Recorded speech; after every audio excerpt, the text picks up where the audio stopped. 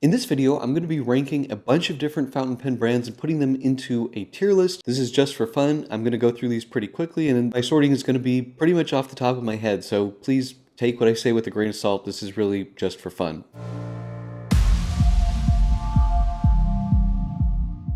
Blake here with Blake's Broadcast. On this channel, I review fountain pens, paper, and ink, and as always, I put links in the show notes in the description below. And if you haven't already, please hit that subscribe button. It really helps out my channel. All right, let's get on to the ranking. In terms of the brands that I'm going to be putting into the tier list, these are all brands that I have personal experience with, and they are the brands as they exist today, not as they exist, in history. So like, for instance, Sheaffer today is not the same company that it was in its golden age. The pens are totally different. So I'm only talking about modern production and not considering how amazing these brands may have been in the past. In terms of the ranking, the top is just going to be what I think are, sort of the flag bearers for the industry, the ones that are keeping fountain pens going. Class is going to be pens that I just think have a good history of producing really high quality products that continues today. So they have a through line through history for making just fantastic pens, and their pens I can pretty much recommend for the most part without too many reservations. Excellent. These are brands that I really like. Some of these I think may be more up and coming, but are generally excellent. I maybe don't recommend the entire lineup from these brands, but they're making some really good quality products. In terms of value, these are brands that I think just offer excellent value for money. If you're looking for a more budget option, these are sort of the brands that I'm going to recommend. The maybe category, these are brands with pretty major caveats. They can be great pens in some cases maybe not. The overhyped, this is like marketing influencers are pushing stuff that's just not worthy of the price. History, these are going to be pen brands that have their best days, unfortunately, well behind them. And from what I'm seeing, the future is pretty uncertain, if not too bright. And Total Schmidt, these are sort of pens that I really couldn't see recommending to somebody. They're just not at a quality level, and especially at their price point, wouldn't recommend them. All right, so let's get into it. First up is going to be Santini Italia.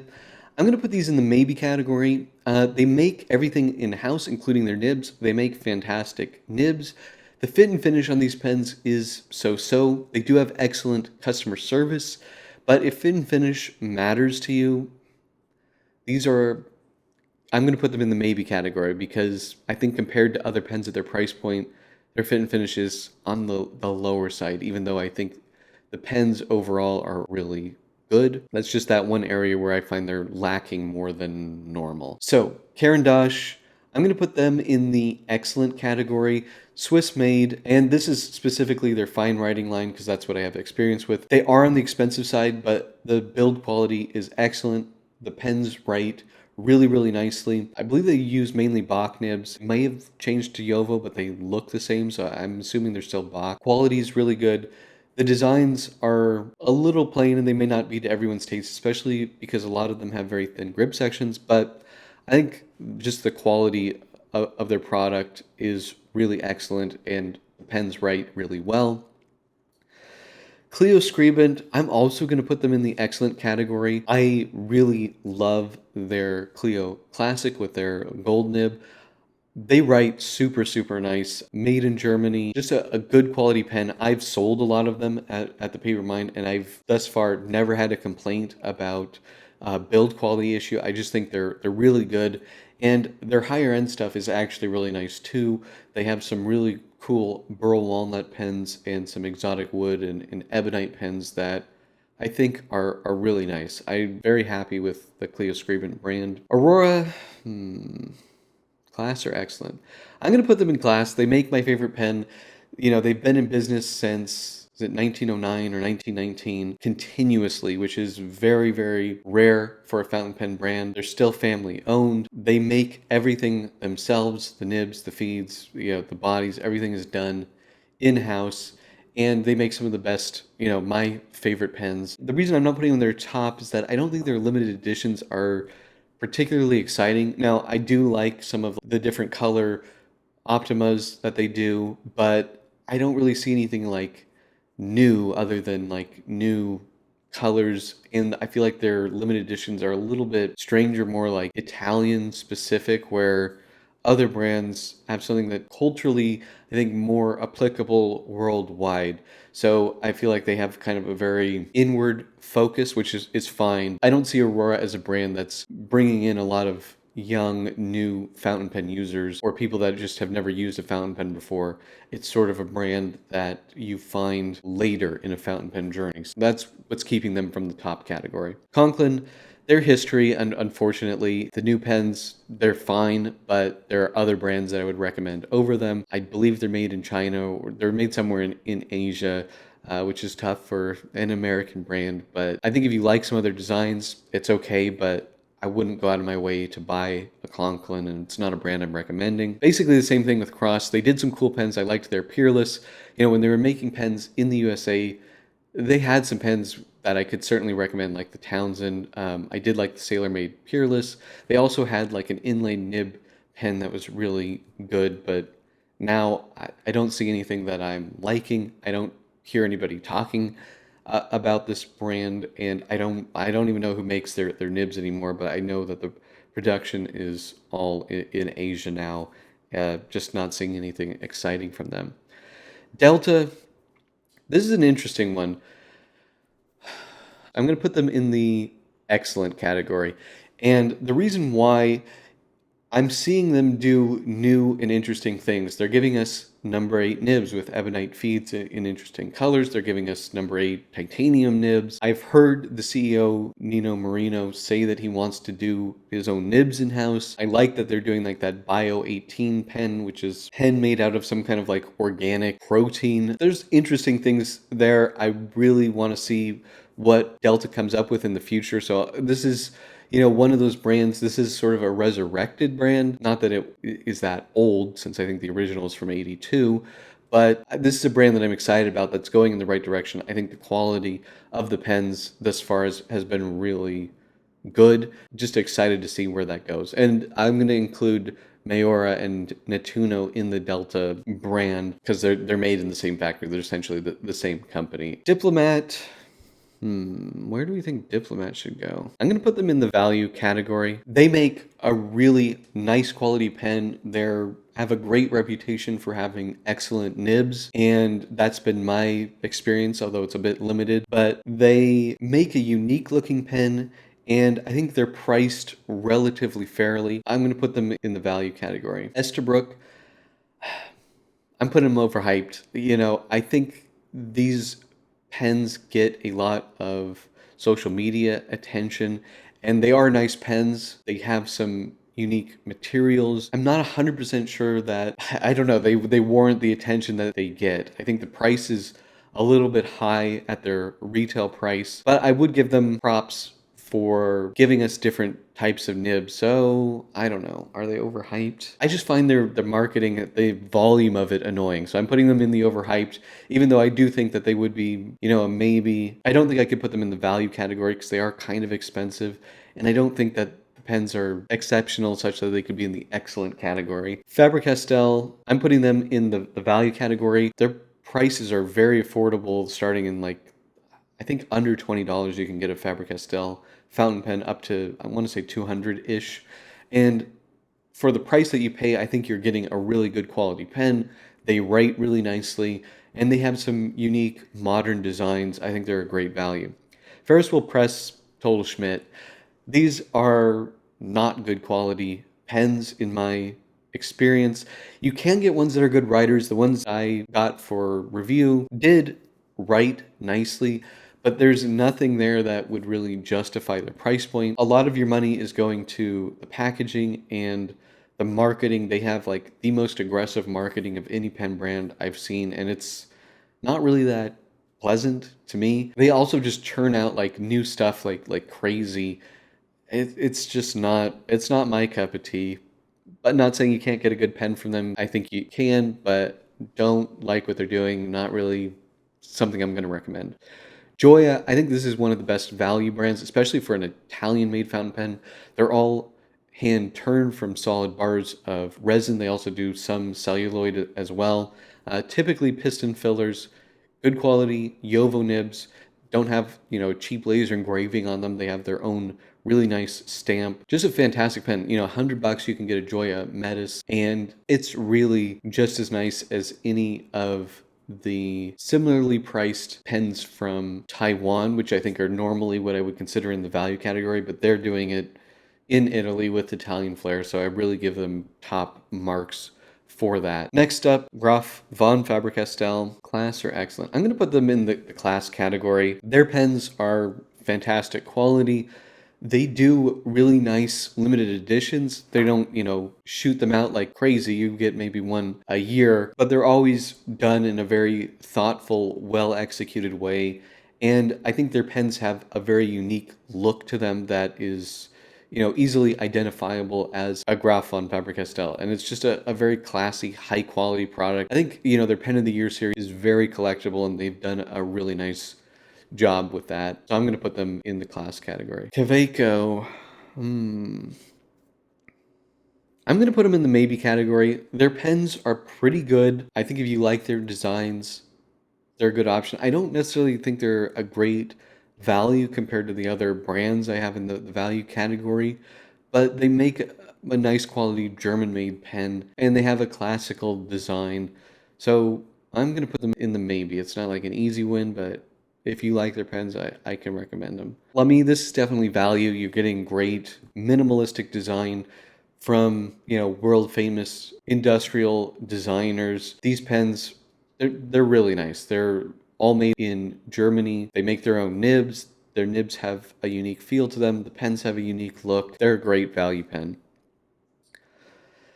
Leonardo, I'm going to put them in the maybe category. I don't think that their designs are particularly interesting. They just look like, a classic Italian fountain pen, faceted with the roller clip. They just don't have like a lot of their own personality. I think they're excellent in terms of materials. They have a lot of unique materials. My interactions with the brand haven't been great. I think their customer service was very nice. There was a pen I wanted to buy, and I was, asking questions about it. And, when I went to buy it the next day, they changed the price. They increased it a lot. And I asked, oh, hey, can I have it for the price that it was yesterday? And they just ghosted me. I don't know. People like them. They do some nice customizations. They do make their own nibs, although I thought the Jovo nib was better than their own nib. As somebody that wants to collect pens, I wouldn't really steer you towards Leonardo. But if you see something, they certainly make a lot of beautiful pens. See something that grabs your eye, I would say it's maybe. Montblanc, they're going to be the top. This is a brand that is innovating. They're bringing us new nibs. They have a bespoke nib program. They're really, I think, the most collectible pen brand out there. They have brick and mortar stores, on the best streets in the best cities all around the world. So they are bringing new people into the fountain pen community. They're really the top of the top. I know people don't like the Montblanc brand, but I think they're doing a lot for the industry. Oh, and here's Montegrappa. I'm also putting them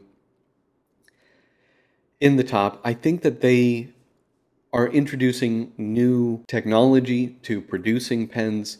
I also think that they make some of the most interesting and unique pens, and they're limited editions in a way that feels smart, where a lot of other brands aren't. I really like their pens. As an example of that, this is a pen from I think 2000. This is their Human Civilization pen, which is part of a series of 3 different pens. And in making this pen, they worked with companies in Switzerland and France to come up with this like new type of vitreous enamel, or like the little picture frames on the window. It's just, their stuff is very, very cool. I see them taking more risks, doing more unique things than I think any other brand. Maybe Montblanc would be close, so I'm putting them in the top category. I also think that they have fantastic customer service. I've had pens repaired by them for free, actually, and their turnaround has been really quick, like 2 weeks. Send it to Italy, it comes back, and it's fixed. And they're responsive. They're taking care of their customers, which is not something I can say for a lot of what I would consider good brands. So I think they get the top tier mark. Monteverde, Monteverde. I'm gonna put them in the maybe category. I think they do some cool pens.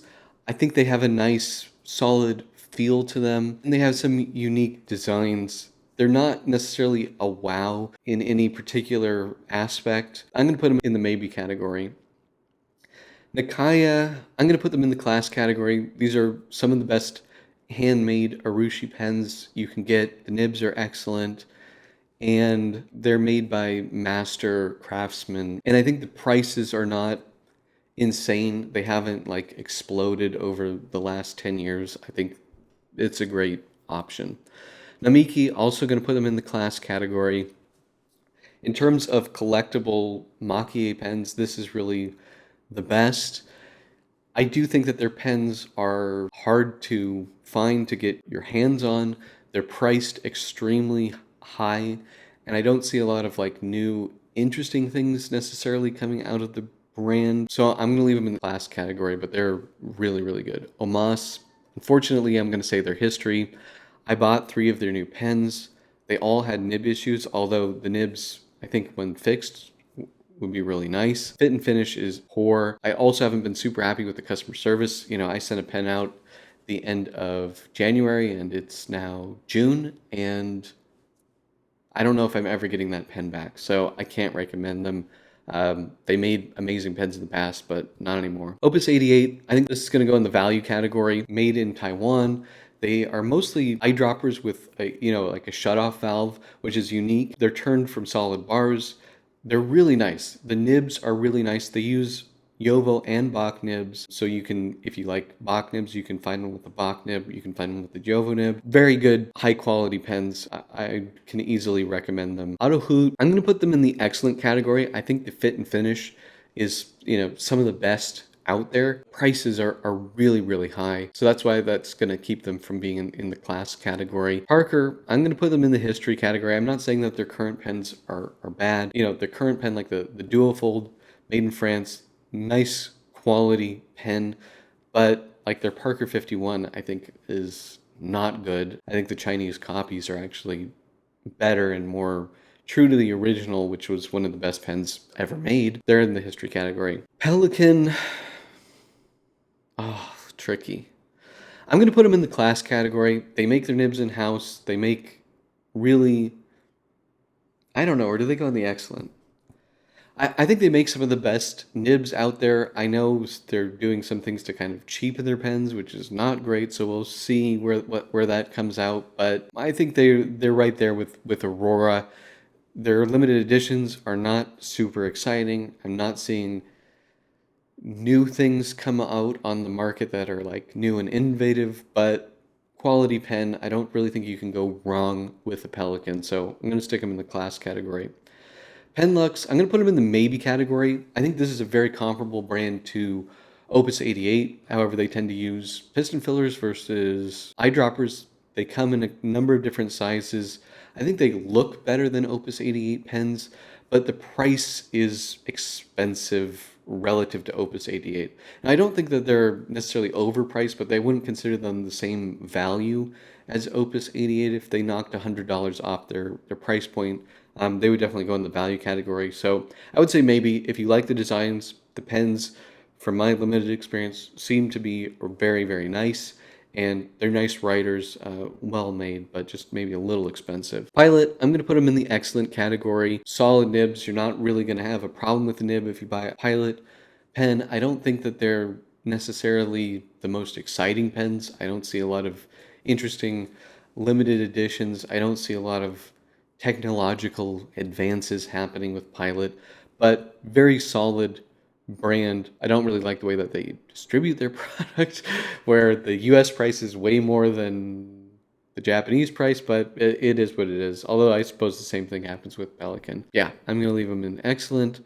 Platinum, I'm also going to put that right in excellent. Limited editions, they're decent, not necessarily amazing. Also don't see too much in the way of innovation, but just really nice pens. Definitely easy to recommend. Same thing with Sailor. Again, limited editions, not the most exciting for me, but great nibs, quality. Scribo, I'm going to put them in the maybe category. These are some pretty unattractive pens. Fit and finish can be iffy, but fantastic nibs.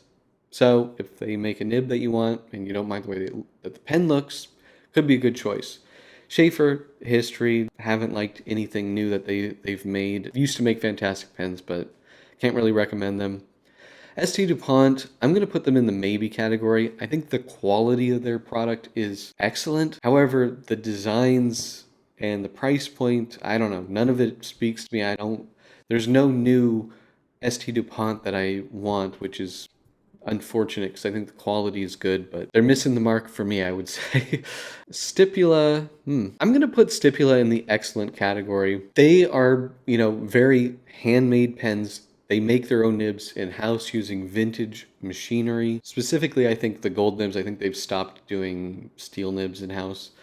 But they make really nice nibs. I do find that they tend to need some adjustment, but they're really nice. I like the materials that they're using, and I like the handmade fit and finish of them. I think they're really nice pens, so I do recommend them. Taccia, I'm also going to put them in the excellent category. Great quality pens if you like the designs. Sailor nibs on the pricey side, but I think they're really nice pens. Twsbi, going to put that in the value category. Really nice pens under $100. Polycarbonate bodies with great demonstrators, Yovo nibs, interchangeable nibs. Just sort of, I think, one of the best brands for people that are new to fountain pens or that just really like a demonstrator and want a great everyday pen. I don't think you can go wrong with a Twsbi. Visconti, this is a maybe, a serious maybe. I've had so many nib issues with them. Really only the gold nibs. The steel nibs I've had have been fine, but the gold nibs have been really iffy. But they do some unique things.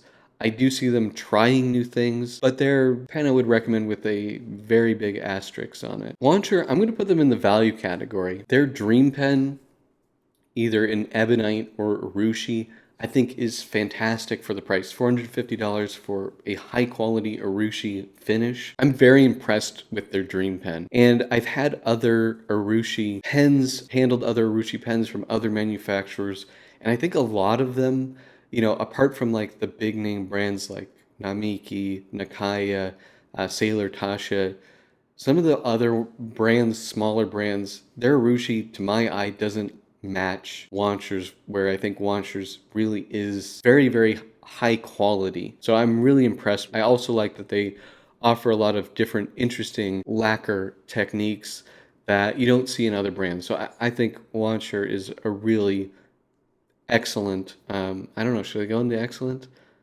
I don't like some of their other pens. The Dream Pen is a fantastic value. I'm going to leave them in value. Waterman, I'm going to say maybe. I do think they make really good pens. I don't see a lot of exciting things from them. I don't see like new pens, just the same pen in a different finish. I do think their customer service is pretty good. I think it's a maybe. I don't think they're doing enough, making enough that I would consider them excellent. Yard of Lead, I'm going to put them in the class category. This is a very unique looking all silver type of construction, very traditional, like a propelling pencil design, but that they've made into really nice fountain pens and ballpoints. Nice, decent customer service. They have great repair options. You can buy individual parts. Just a unique offering that I think really stands on their own. I'm putting them in the class category. Okay, that's all of the companies that I've got here. What do you guys think? What did I get wrong? I know it's kind of a goofy thing to do, but I thought it would just be kind of fun. So, love to know what you think. Thank you guys so much for watching, and until next time.